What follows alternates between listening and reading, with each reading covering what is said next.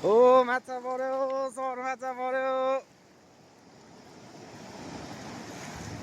यो चाहिँ हाम्रो दुधकोसी फिसिङ हो है दुधकोसीमा फिसिङ गर्दाखेरि अब माछा ढाल्यो सर माछा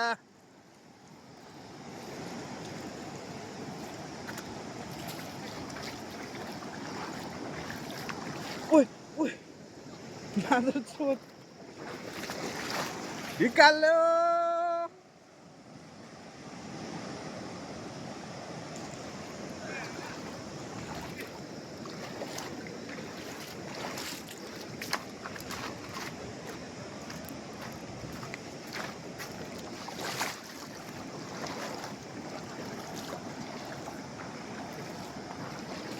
गयो फुस्क्यो थ्याट यार यही नजिकै उफ्रा देखिरहेको थिएँ फ्रेस पेट हो ताजा चारोमा होइन त सोचेको